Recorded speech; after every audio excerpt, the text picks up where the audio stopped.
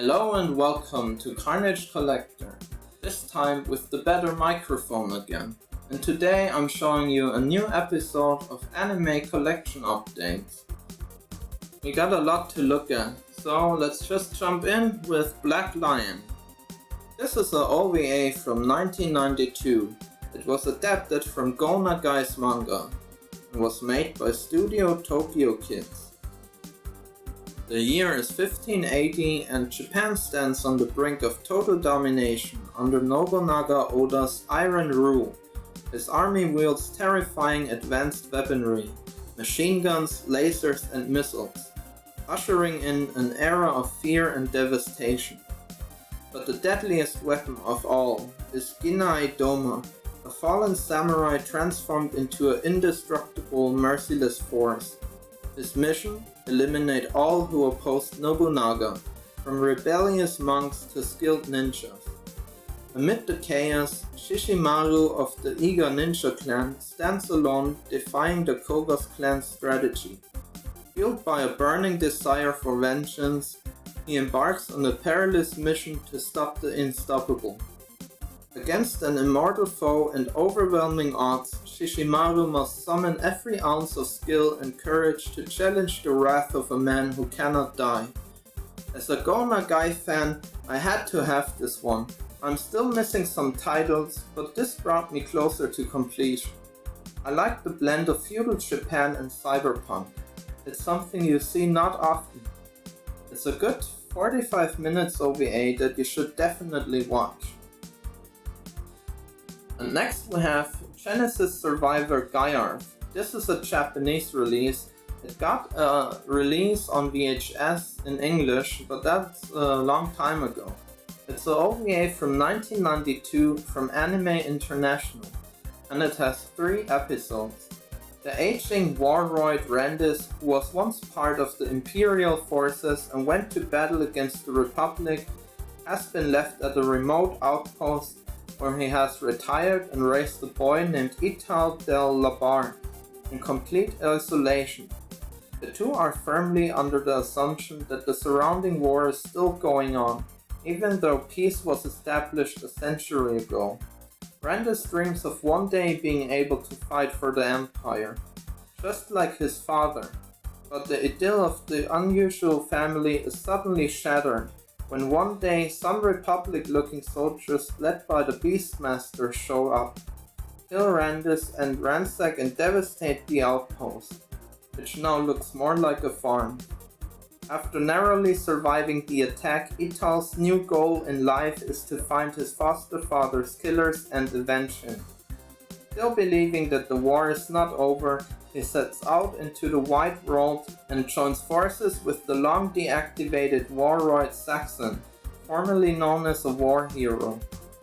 The two eventually arrive in Bangor, where they are imprisoned for their flamboyant appearance and have to learn that the world has changed since the long ago war. When the Beastmaster and his army of robot soldiers attack the city, it is up to Randis, Saxon and their new friend Sahari, who works as a scrap collector, to save Bangor from the invading army. Like I said, this had an English release on VHS, but I couldn't say no to this nice box set. It was fairly cheap due to cigarette damage, but when it arrived it looked fine. No damage at all. When you order in Japan, the stuff is often in way better shape than the listings say. I really enjoyed this anime a lot. It's drawn beautifully and has a well-written story.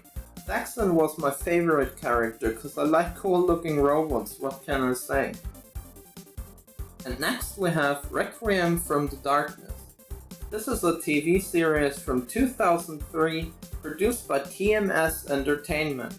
It ran for 13 episodes. The setting is the end of the Edo period amid political strife and human suffering. Young Momosuke, an aspiring author, sets out on a journey to collect 100 stories to make into a book. Right away he meets up with a trio of outlaws: Mataichi the trickster, Ogin the puppeteer, and Nagamimi the bird caller. As they travel, the group encounters the most twisted and horrible parts of human nature. It is the task of this group to punish each person in a manner fitting their crimes. A gruesome undertaking, to say the least.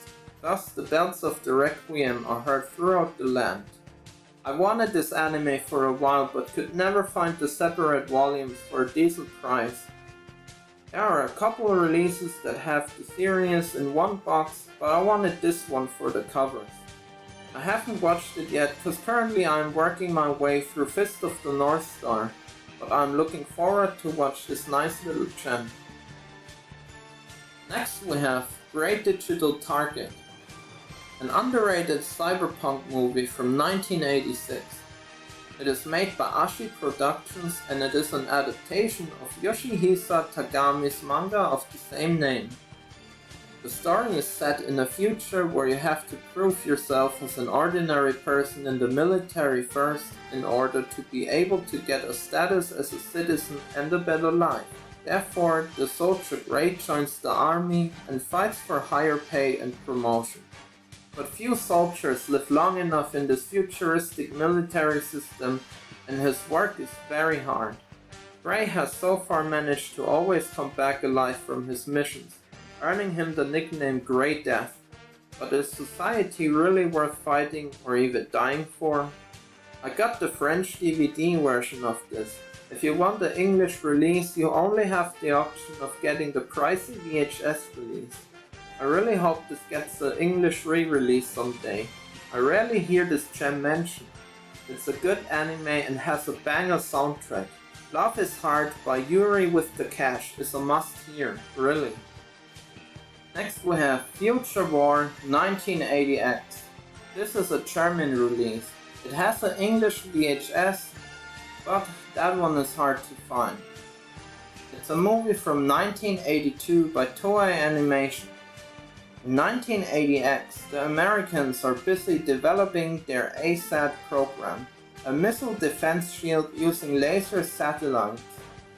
The tests are successful, but the Kremlin feels threatened by this project and kidnaps the chief scientist with a nuclear submarine to be able to develop its missile defense shield.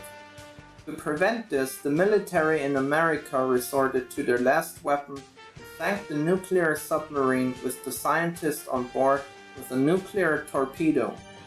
From this point on, tensions between the Warsaw Pact and NATO steadily increased, and troops marched on the inner German border.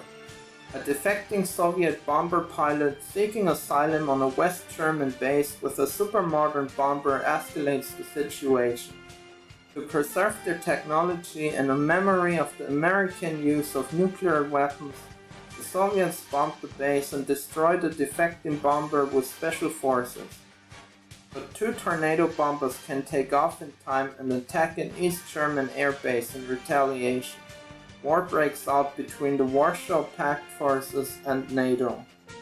When, during the fighting, a desperate British soldier launches a guided missile with a nuclear warhead at the Soviet tank tops, and a damaged Soviet nuclear missile submarine fires ICBMs at America due to a misunderstanding, Pandora's box opens. The power centers in the Kremlin and Washington are caught up in a nuclear vortex of madness that threatens to drag the entire human race into ruin.